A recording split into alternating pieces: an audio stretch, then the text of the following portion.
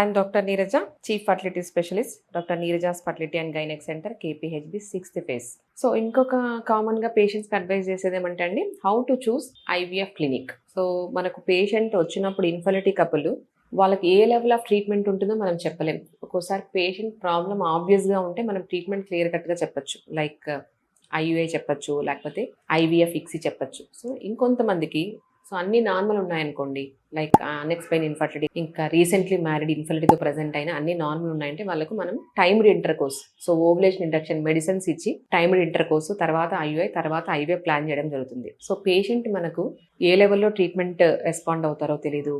So మనం patient రెస్పాన్స్ని బట్టి మనము లెవెల్ ఆఫ్ ట్రీట్మెంట్ మనము యాడ్ చేయడం జరుగుతుంది. ఐవీఎఫ్ సెంటర్ అనేది మీరు ముందే సెలెక్ట్ చేసుకునేటప్పుడు అన్ని లెవెల్స్ ఆఫ్ ట్రీట్మెంట్ ఉన్నాయా, ఐయుఐ, ఐవీఎఫ్ ఇక్సీ, ఒకవేళ మేల్ మనం ఏదైనా టెస్టిస్ నుంచి రిట్రైవ్ చేయాలంటే స్పర్మ్స్, ఆ లెవెల్ ఆఫ్ ఆండ్రాలజిస్ట్, యూరాలజిస్ట్ ఉన్నారా, టీమ్ ఉన్నారా, కౌన్సిలర్ ఉన్నారా, infertility specialist, andrologist, counsellor, embryologist, ఈ టీమ్ అంతా ఉన్నారా, మెయిన్ కౌన్సిలర్, ఇవన్నీ ఇంపార్టెంట్ అండి. ఫస్ట్ అవన్నీ ఉండే మనము సెంటర్ని సెలెక్ట్ చేసుకోవాలి.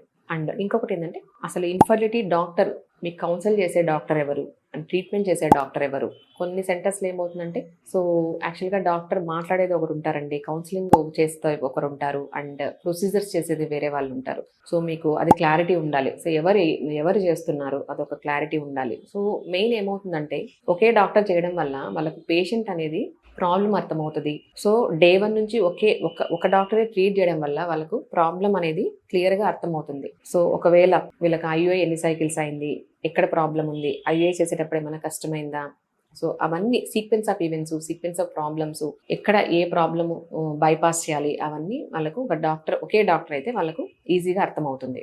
ఇంకోటి ఏంటంటే ట్రాన్స్పరెన్సీ. డాక్టర్ పేషెంట్ క్లియర్గా మాట్లాడుతున్నారా, ప్రాబ్లమ్స్ అన్నీ ఎక్స్ప్లెయిన్ చేస్తున్నారా, సో మీకు ఏమన్నా యాంట్రల్ ఫాలికల్స్ ఎన్ని ఉన్నాయి, అండ్ డామినెంట్ ఫాలికల్ సైజ్ ఎలా ఉంది, ఎన్ని ఎగ్స్ ఫామ్ అయ్యాయి ఇన్విట్రో ఫర్టిలైజేషన్ మనము ఐవీఎఫ్ ప్రాసెస్ చేసినప్పుడు, సో అవన్నీ మీకు చూపిస్తున్నారా లేదా, అవన్నీ.